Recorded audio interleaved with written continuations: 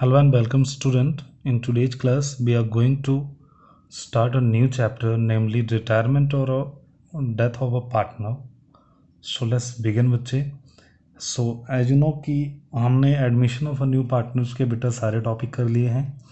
So आज जो हम नया चैप्टर स्टार्ट करने जा रहे हैं रिटायरमेंट और डेथ ऑफ अ पार्टनर, ये बेटा ऑलमोस्ट इसमें से सारे टॉपिक 2 से 3 टॉपिक को छोड़ के ऑलमोस्ट सारे टॉपिक आपको सेम मिल जाएंगे admission of a new partner में. तो इसमें ज़्यादा परेशान होने की ज़रूरत नहीं है. ये चैप्टर डिटो सेम है, admission of a new partner जैसे है वैसे ही चैप्टर है.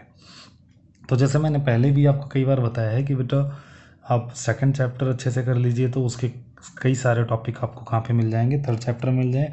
थर्ड अगर आपने अच्छे से कर लिया तो ऑलमोस्ट बेटा फोर्थ चैप्टर आपका हो जाता है रिटायरमेंट वाला. इसमें कोई परेशानी वाली बात नहीं होती. 1-2 टॉपिक नए होते हैं, वो भी बहुत ही आसान से होते हैं जो कि आप कर लेते हो ईजिली. और मैंने आपको बता रखा है कि बोर्ड एग्ज़ाम में बेटा, बोर्ड एग्ज़ाम में admission of a new partner, retirement और डेथ ऑफ अ पार्टनर में से बेटा 8 नंबर का क्वेश्चन आता है. और दोनों चैप्टर में बेटा चॉइस होती है कि आप एडमिशन वाला करोगे या फिर बेटा रिटायरमेंट वाला करोगे. तो चॉइस में आते हैं दोनों चैप्टर. ठीक है, तो मोस्टली यही होता है बेटा आपके पेपर में कि चॉइस में आते हैं. ऐसा कुछ फिक्स पैटर्न नहीं है, बट मोस्ट ऑफ केसेस में दोनों ही चैप्टर बेटा चॉइस में आते हैं. मतलब या तो आप एडमिशन वाले क्वेश्चन करो या तो आप रिटायरमेंट और डेथ वाला आप क्वेश्चन करो. तो स्टार्ट करते हैं बेटा. आज इसकी पहली क्लास है तो कुछ बेसिक बातें डिस्कस करेंगे और फिर 3-4-5 क्लासेस में इसको चैप्टर को ख़त्म कर लेंगे. सो स्टार्ट करते हैं बेटा. तो सबसे पहले मैंने कुछ ना इस चैप्टर के इंट्रोडक्शन के बारे में लिख लिया है, तो आपको ना आसान हो जाएगा थोड़ा सा समझना कि है क्या ये. तो देखिए, सबसे पहला पॉइंट समझिए. Retirement of a partner means, एक partner, retirement of a partner का मतलब क्या है बेटा? अ पार्टनर सीजेस का बेटा डिक्शनरी मीनिंग क्या मतलब होता है इसका? टू पुट एन एंड मतलब ख़त्म हो जाता है, मतलब पार्ट नहीं रहता बिजनेस का. To be a partner of a firm, मतलब रिटायरमेंट का मतलब क्या है बेटा? वो पार्टनर सीज हो जाता है हमारे फर्म में से. जैसे एग्जांपल के लिए मान लीजिए बेटा आपकी फर्म है, उसमें 3 पार्टनर हैं. ठीक है, ए बी सी. तो सी क्या हो जाता है बेटा? यहाँ से निकल जाता है. ठीक है, तो इसको हम बोलते हैं कि पार्टनर सीज हो गया. तो बेटा वो पार्टनर सीज हो जाता है मतलब कि फर्म से निकल जाता है, उसका टाइम पीरियड पूरा हो जाता होगा, कुछ भी होगा, बहुत सारे केसेस हैं वो हम आगे भी डिस्कस करेंगे. ठीक है, तो अब देखते हैं बेटा अगला कुछ पॉइंट इसमें. पार्टनर में रिटायर, एक पार्टनर बेटा कब कब रिटायर हो सकता है? तो पहला पॉइंट है a point, if there is an agreement to that effect. मतलब इसका मतलब क्या है बेटा कि जब अग्रीमेंट हो रखा हो कि जो सी पार्टनर है, मतलब ए बी सी कोई भी हो सकता है, मैं सी का एग्जांपल ले रहा हूँ, कि सी पार्टनर बेटा 1 अप्रैल 2020 तक ही हमारे साथ वर्क करेगा. 1 अप्रैल 2020 तक ही वर्क करेगा. मतलब जब इस तरह से डेट स्पेसिफाई हो तो उस केस में पार्टनर क्या हो जाता है बेटा? रिटायर हो जाता है. तो इसी को बोलते हैं if there is an agreement to that effect. ठीक है, तो इसको बोलते हैं जब डेट स्पेसिफाइड होती है किस डेट को ये पार्टनर हमारे फर्म में से रिटायर हो जाएगा. ठीक है, अब बी पॉइंट्स को समझिए. बी पॉइंट्स को समझते हैं बेटा. If all other partner agree to his retirement, जब सभी पार्टनर क्या हो जाएं बेटा? अग्री हो जाएं कि उसका रिटायरमेंट होना है. मतलब इसका मतलब क्या हुआ? जैसे ए और बी और सी है, तो सी रिटायर होना चाहता है, तो ये दोनों क्या हो जाएं बेटा? अग्री हो जाएं कि हाँ ठीक है आप रिटायर हो सकते हो फर्म में से. तब वो बेटा क्या हो सकता है? रिटायर हो सकता है. अगला पॉइंट देखिए, third point, if he has given his consent in writing to retire in case of partnership at will. ठीक है, in case of partnership at will. तो पहले इस वाले पार्ट्स को समझिए आप, in case of partnership at will. तो बेटा आपने बिजनेस स्टडी में 11th क्लास में पढ़ रखा है कि पार्टनरशिप हमारी 2 तरीके की होती है, एट बिल और दूसरी होती है बेटा फिक्स्ड वाली. एट विल का मतलब जब तक हम चाह रहे हैं तब तक बेटा चला रहे हैं। फिक्स का मतलब बेटा फिक्स रहेगी, उसमें कोई चेंजेस नहीं आएंगे, मतलब वो पार्टनरशिप हमारी कंटिन्यू पार्टनरशिप चलती रहेगी।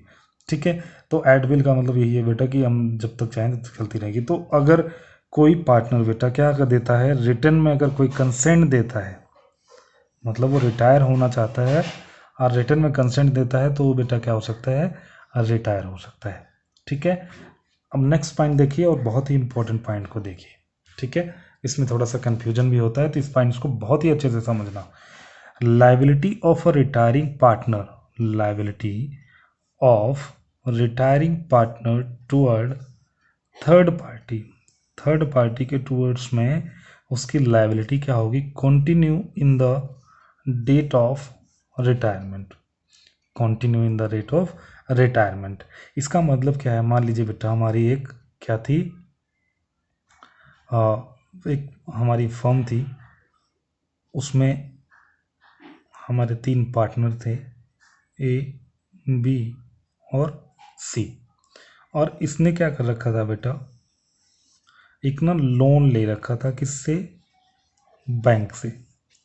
अब यहाँ पे क्या हो जाता है, जो सी है वो रिटायर हो जाता है, वो रिटायर हो जाता है। तो अब यहाँ पर बेटा उसकी मान लीजिए इन तीनों की लायबिलिटी कंटिन्यू चल रही है तो इस डेट को यहाँ पे जो सी है वो क्या हो जाता है बेटा, सी यहाँ पे रिटायर हो जाता है। तो सी की लायबिलिटी कहाँ तक है, सिर्फ यहाँ तक है। उसके बाद अब लायबिलिटी किसकी होगी, अब यहाँ पे ए और बी की लायबिलिटी, ए एंड बी की लायबिलिटी होगी। मतलब बैंक का लोन कौन पे करेगा, ए एंड बी पे करेंगे बेटा, सी लोन पे नहीं करेगा, क्योंकि इसकी लायबिलिटी कहाँ तक है, यहाँ तक है। जब तक वो फर्म में है, जब तक जिस डेट को रिटायर हो रहा है तब तक की जितनी लायबिलिटीज हैं बेटा उसमें ही उसका क्या है, शेयर है, मतलब उसको उसके लिए ही लायबल है। ठीक है, तो ये पहली लाइन आपको आई थिंक समझ आई होगी। लेकिन दूसरी चीज़ और देखिए, also he is continue to be liable. इस पॉइंट में तो मैंने आपको बताया कि वो बेटा कब तक लायबल है, जब तक कि वो रिटायर, मतलब जिस डेट तक वो रिटायर हो रहा है तब तक लायबल है, उसके बाद उसकी लायबिलिटी ख़त्म हो जाती है और किसी तरह के लिए चीज़ों के लिए लायबल नहीं है। अगला क्या है, also he is continue to be liable even after retirement. लेकिन ऐसा भी हो सकता है कि बेटा रिटायरमेंट के बाद भी सी को क्या करना पड़े बेटा, लायबिलिटी के लिए लायबल होना पड़े। तो वो केस कौन सा होता है, वो केस ये होता है इफ़, ये बेटा बड़े बड़े ब्लॉक लेटर में मैंने लिखा हुआ है, public notice is not given. अगर बेटा जो रिटायरिंग पार्टनर है उसने क्या नहीं दिया है, पब्लिक नोटिस नहीं दिया है, तो बेटा क्या होगा, वो कंटिन्यू लाइबल होगा। मतलब कि अगर इन्होंने ए और बी ने लोन नहीं पे किया, ठीक है, ए और बी ने लोन नहीं पे किया, तो सी के रिटायरमेंट के बाद भी सी को कहाँ जाना पड़ सकता है बेटा, जेल में, क्योंकि वो लाइबल है अगर उसने पब्लिक नोटिस नहीं दिया। तो पब्लिक नोटिस से क्या होता है बेटा, जब अपनी बड़ी क्लासेस में जाएंगे तो आप समझेंगे। तो अभी के लिए सिर्फ इतना जान लीजिए कि बेटा गवर्नमेंट का ऑफिसर होता है तो उसके गैजेट में जाके बेटा हमें नोटिस निकलवाना होता है, बताना होता है बेटा। और दूसरा, एक इंग्लिश न्यूज़पेपर और एक लोकल हिंदी न्यूज़पेपर में हमें नोटिस देना होता है कि हम आज इस डेट को बेटा इस फर्म से रिटायर हो रहे हैं, अब इस फर्म से मेरा कोई लेना देना नहीं है। आप कई बार बेटा पढ़ते होगे इस तरह से न्यूज़पेपर में नोटिस आता है।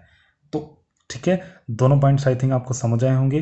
पहला पॉइंट क्या था कि कोई रिटायरिंग पार्टनर तभी तक लायबल होगा जब तक, मतलब डेट ऑफ रिटायरमेंट तक ही लायबल होगा, उसके बाद कोई रिटायरमेंट और उसके बाद कोई लायबिलिटी नहीं होगी। लेकिन ये बेटा ये वाला पॉइंट कब अप्लीकेबल होगा, जब आपने क्या दे रखा है बेटा, पब्लिक नोटिस दे रखा है। अगर पब्लिक नोटिस आपने नहीं दिया तो आप बेटा क्या हो जाओगे, कंटिन्यू लायबल रहोगे। ठीक है, तो ये बेटा कुछ थ्योरेटिकल पार्ट था समझाने के लिए। अगला देखिए, तो यहाँ पे बेटा मैंने लिख लिया था पहले ही, calculation of a new ratio and gaining ratio. तो उसके पहले मुझे लगा कि क्यों ना मैं टॉपिक बता दूँ आपको कि इसमें कौन कौन से टॉपिक्स हैं, तो कौन कौन से टॉपिक हमें करने हैं और कौन कौन से टॉपिक बेटा बिल्कुल सेम है। तो टॉपिक पहला है calculation of a new ratio and gaining ratio, बिल्कुल बेटा सेम है। किसके वाला, जो जो आपका प्रीवियस चैप्टर में था। ट्रीटमेंट ऑफ गुडविल, ये भी क्या है बेटा, सेम ही टॉपिक है आपका एडमिशन वाले चैप्टर में से। तो इसमें से बेटा कई सारे टॉपिक मैं कराऊंगा नहीं, डायरेक्टली क्वेश्चंस कराऊंगा क्योंकि ऑलरेडी मैं करवा चुका हूँ। उसके बाद treatment of free reserve same है प्रीवियस चैप्टर का। ट्रीटमेंट ऑफ एक्यूमुलेटेड लॉसेस बिल्कुल सेम है। Revaluation of assets and liability, बेटा रिवैल्यूएशन अकाउंट आपने कम से कम बेटा अगर जिसने भी प्रैक्टिस करी है क्वेश्चंस की बेटा, कम से कम बेटा 100 बार आप बना चुके होगे। तो ये भी बिल्कुल सेम है। उसके बाद रिटायरिंग पार्टनर लोन अकाउंट, ये बेटा नया है। कैपिटल एडजस्टमेंट बेटा 4 केसेस होते हैं, 4 केसेस हैं, ठीक है, ये भी न्यू है। उसके बाद एग्जीक्यूटिव लोन अकाउंट बेटा, ये भी थोड़ा सा नया टॉपिक है, लेकिन इसमें से कुछ टॉपिक बेटा सीबीएसई ने डिडक्ट कर दिए हैं इस साल के लिए, फॉर द ईयर 2020 एंड 21 के लिए। तो बेटा वो मैं आपको बताता चलूँगा कि कौन कौन से हैं। तो अभी के लिए बेटा मैं गैनिंग रेशो वाला और न्यू रेशो वाला टॉपिक स्टार्ट करता हूँ। तो ये बिल्कुल सेम है बेटा जैसे हमने प्रीवियस चैप्टर में किया है। तो इसमें 2 ही केस बनते हैं, ये बेटा आज ही ख़त्म हो जाएगा, 2 ही केस बनते हैं। तो मैं सोच रहा था गुडविल का भी करा दूं, लेकिन वीडियो बहुत ही लंबी बन जाती, तो इसलिए बेटा मैं आपको पहला ही टॉपिक करा रहा हूँ, calculation of new ratio and gaining ratio. तो देखते हैं बेटा 2 ही केसेस बनते हैं, दोनों केसेस आप ये समझ लीजिए। इसी में बेटा क्वेश्चंस को वो कभी चेंज कर करके देता रहेगा आपको, लेकिन टॉपिक 2 ही बनते हैं। देखिए एग्जाम्पल देखिए, पहले वाला ए बी आर 3:1 पार्टनर हैं, मतलब अपने प्रॉफिट शेयरिंग रेशो किस में बांटते हैं बेटा, 3:1 में बांटते हैं, ठीक है। और बी रिटायर हो जाता है, तो हमें क्या निकालना है, न्यू रेशो निकालना है और गैनिंग रेशो निकालना है। तो वैसे सबसे पहले तो ऐसे लिख लीजिए, ए बी सी उनकी रेशो लिख लीजिए। जब बी रिटायर हो गया तो बेटा उसको काट दीजिए यहाँ से, ठीक है, क्योंकि बी है नहीं। तो न्यू रेशो क्या हो जाएगी बेटा, ए और सी की 3:1, एंड गैनिंग रेशो क्या हो जाएगी 3:1। इस क्वेश्चंस में आप देखिए, इस क्वेश्चंस में ये कुछ भी नहीं बता रखा है कि बी ने अपने शेयर का कितना पार्ट ए को दिया, कितना पार्ट सी को दिया। तो हम मान लेंगे बेटा कि जो एग्जिस्टिंग पार्ट्स हैं उनका उतना ही दे दिया उसने, मतलब कुछ स्पेसिफाई नहीं है। तो अगर बी रिटायर हो जाता है तो बेटा किसके ए एंड सी का न्यू रेशो भी हो जाएगा, यही गैनिंग रेशो हो जाएगा। अब यहीं पे मैं मान लूँ बेटा कि सी रिटायर हो जाता है, तो ए और बी की बेटा न्यू रेशो क्या हो जाएगी, ए और बी की न्यू रेशो क्या हो जाएगी, यहाँ पे सी को काट दीजिए, तो 3:2। अब यहीं पे बेटा ए रिटायर हो जाता है, तो बेटा बी और सी की एग्जिस्टिंग रेशो क्या हो जाएगी, न्यू रेशो 2:1, यहाँ पे ए को काट दीजिए, ठीक है। तो बहुत ही आसान क्वेश्चन है, कोई प्रॉब्लम नहीं है इसमें, ठीक है। अब मैं एक अगला आपको करवाता हूँ क्वेश्चन नंबर 2, और ये लास्ट टॉपिक है, बस यही 2 ही टॉपिक होते हैं आपके इसमें। रेफर प्रैक्टिस क्वेश्चन 1, मतलब कि इसका मतलब ये होता है बेटा कि वही वाला मैंने एग्जांपल लिया है, लेकिन यहाँ पे बेटा बी क्या करता है, स्पेसिफाई देता है कि ए को कितना दे रहा है वो और सी को कितना दे रहा है। तो वो अपने शेयर का बेटा 1/1 मतलब कि इक्वल दे रहा है दोनों को, या फिर बेटा आपके क्वेश्चन में ऐसे बोल रखा होगा अगर 2:3 में दे रहा है, या फिर बोल रखा होगा 7:8 में दे रहा है। मतलब अपने शेयर का बेटा वो तो कहता है कि मैं तो ए को क्या दूंगा, ए और सी को बेटा मैं बराबर बराबर बांट दूंगा अपने शेयर को जो मैं छोड़ के जा रहा हूँ। कई बार ऐसा कर सकता है कि नहीं मैं तो ए को बेटा 2 टाइम शेयर दूंगा और सी को बेटा 1 टाइम शेयर दूंगा। तो वो क्वेश्चंस के अकॉर्डिंग बेटा आप कर लेना, मतलब पैटर्न यही होगा, टॉपिक यही होगा, बस चेंज कर रखा हो। जैसे मैंने यहाँ पे 1:1 ले रखा है, तो वहाँ पे 2:3 दे रखा होगा, 2:1 दे रखा होगा, 7:8 दे रखा होगा, कुछ भी दे रखा होगा, बहुत ही आसानी से कर पाओगे। बहुत बार आपने इस टाइप के क्वेश्चंस को कर लिया है, प्रैक्टिस करी है आपने बहुत बार। तो देखिए कैसे करना है, मैंने ये वाला एग्जाम्पल लिया है बेटा 2:1 वाला। तो ए विल गेन, तो ए कितना गेन करेगा बेटा, तो जो बी का रेशो है कितना है बेटा 2/6 है, ठीक है। तो 2/6 का 1/2, क्योंकि बेटा 1:1 में दे रहा है, तो 1/2 निकाल लोगे तो कितना निकलेगा 2/12। कौन गेन करेगा, ए गेन करेगा। तो ए का न्यू रेशो क्या होगा बेटा, जितना एग्जिस्टिंग शेयर है उसमें ऐड कर दीजिए ये वाला, क्योंकि उसको मिल रहा है। तो ए का शेयर कितना है 3/6, प्लस में जो बी से मिला है उसको 2/12 ले ली, उसको बेटा ऐड कर दीजिए, कितना आएगा 8/12। इसी तरह से सी का देखिए, तो सी भी बेटा सेम ही गेन करेगा, सी विल गेन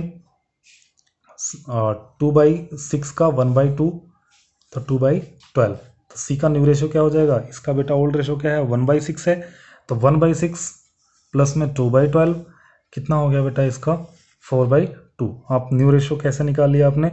न्यू रेशो निकाल लिया 2:1, मतलब जब आप इसको सिंप्लीफाई कर लोगे 2:1 आ जाएगा। ठीक है, 8:4 आ गया। 8:4 को बेटा सिंप्लीफाई करके 2:1। तो गैनिंग रेशो क्या हो जाएगी बेटा? गैनिंग रेशो ऑलरेडी यहाँ पे बता रखी है, 1:1 बता रखी है। ठीक है, तो यही इनकी क्या हो जाएगी? गैनिंग रेशो हो जाएगी। इसी तरह से बेटा सारे क्वेश्चंस आपके चैप्टर्स में दे रखे हैं, आप बहुत ही आसानी से कर सकते हो। कोई बड़ी प्रॉब्लम वाली बात नहीं है। ये दो ही टॉपिक आते हैं आपके में, या तो बेटा स्पेसिफाई कर रखा होगा या तो स्पेसिफाई नहीं कर रखा होगा। अगर स्पेसिफाई नहीं कर रखा है तो बहुत ही आसान है बेटा, निकल गया। स्पेसिफाई कर रखा है तो थोड़ी सी कैलकुलेशन करनी है, बस इतना आसान सा क्वेश्चन है। सो आई होप बेटा ये सारा कॉन्सेप्ट आपको समझ आया होगा। सो बेटा thank you for watching the video.